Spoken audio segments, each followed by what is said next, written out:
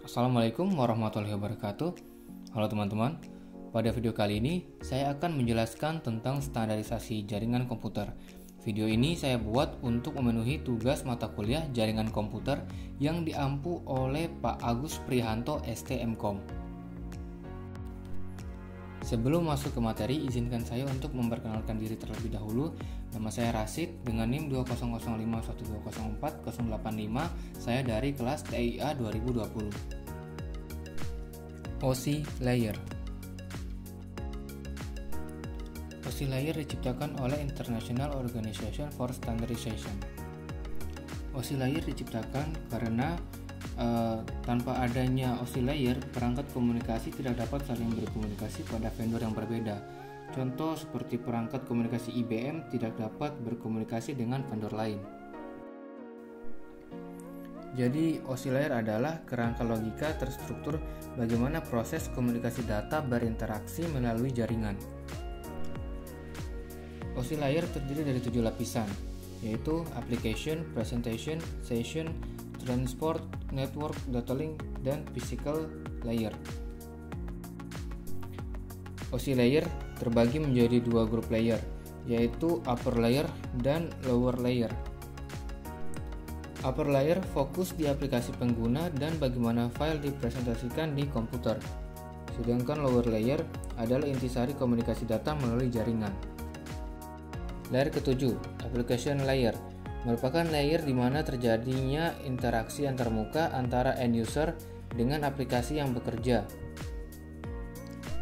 Protokol yang bekerja di application layer adalah sebagai berikut: HTTP, Hypertext Transfer Protocol, FTP, File Transfer Protocol, NFS, Network File System, DNS, Domain Name System, POP3, POP Office Protocol, MIME, Multipurpose Internet Mail Extension, SMB, Server Message Block, NNTP, Network News Transfer Protocol, DHCP, Dynamic Configuration Protocol.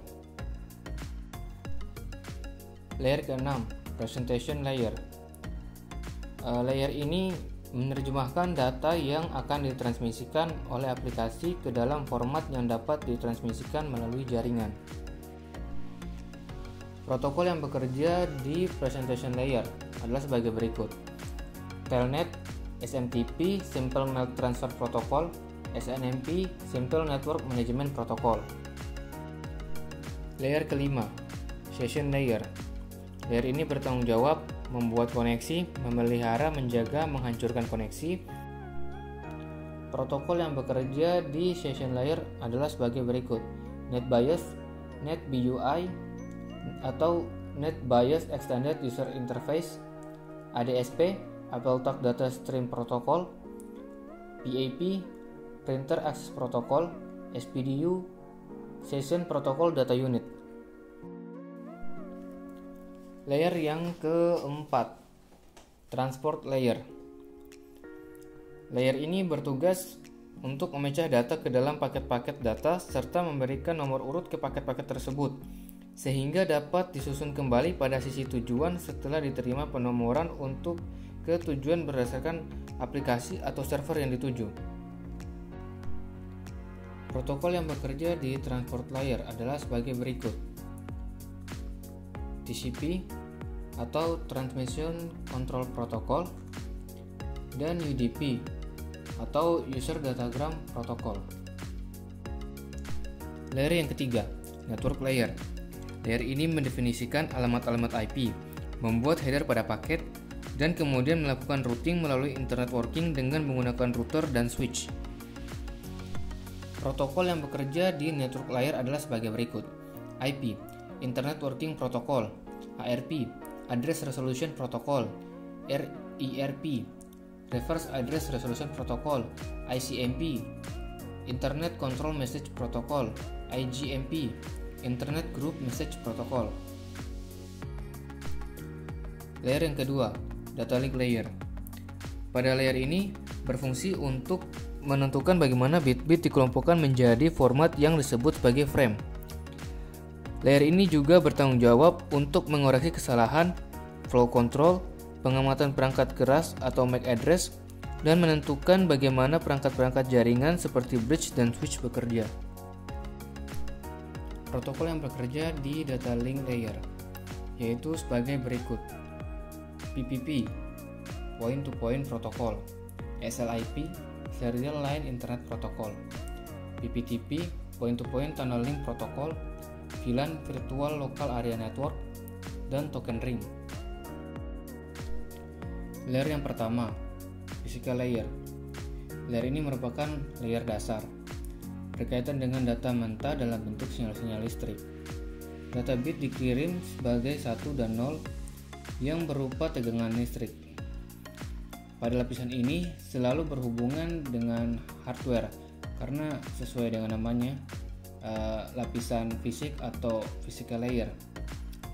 Jadi berhubungan dengan hardware seperti NIC card, media pengkabelan atau radio nirkabel yang bekerja, kemudian media transmisi jaringan seperti RJ45, fiber optik, dan lain-lain.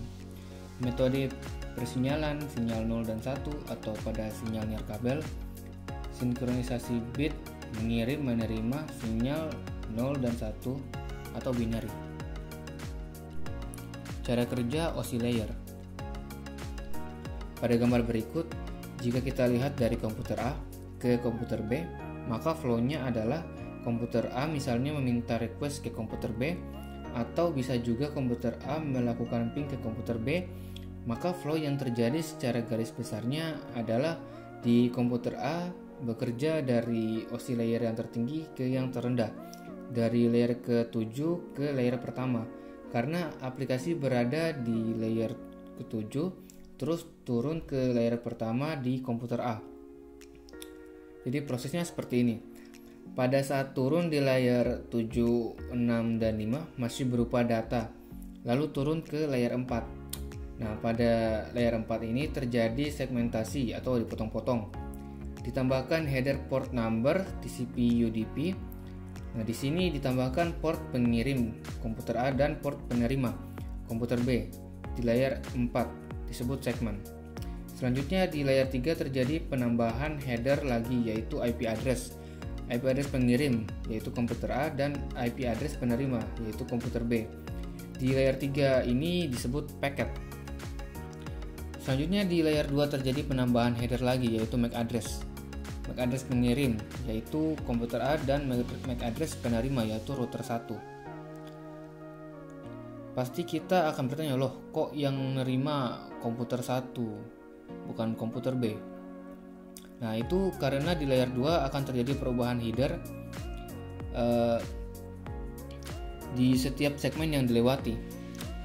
Selain menambahkan header di layer 2 ini, akan ditambahkan trailer yang isinya disebut FCS atau Frame Check Sequence. Di trailernya ini berisinya checksum atau autentikasi data.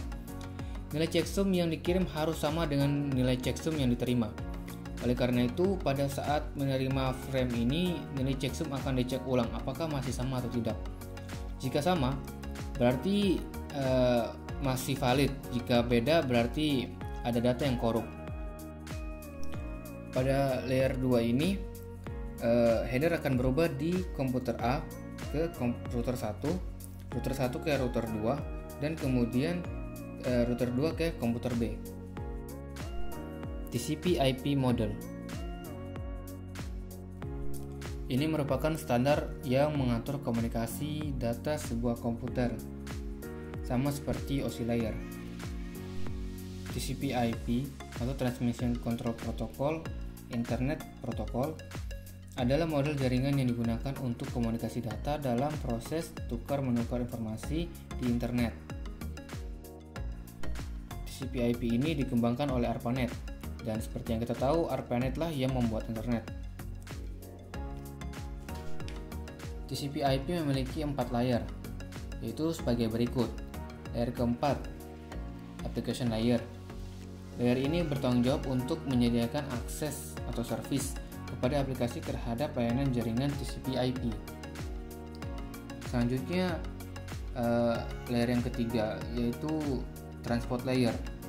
Layer ini berfungsi untuk membuat komunikasi menggunakan sesi koneksi yang bersifat connection oriented atau broadcast yang bersifat connectionless. Pada layer ini punya pengertian yang sama dengan layer 4 pada OSI layer, yaitu transport layer. Dan pada layer inilah layer yang berurusan dengan TCP/IP. Selanjutnya layer yang kedua yaitu network layer. Layer ini bertanggung jawab untuk melakukan pemetaan atau routing dan enkapsulasi paket-paket data jaringan menjadi paket-paket IP. Kemudian selanjutnya layer yang pertama yaitu network interface layer. Layer ini berurusan dengan interface fisik, bertanggung jawab untuk meletakkan frame-frame jaringan di atas media jaringan yang digunakan. Baik, itu saja yang bisa saya sampaikan mengenai standarisasi jaringan komputer. Saya mohon maaf bila ada salah kata atau salah informasi. Sekian dan terima kasih. Wassalamualaikum warahmatullahi wabarakatuh.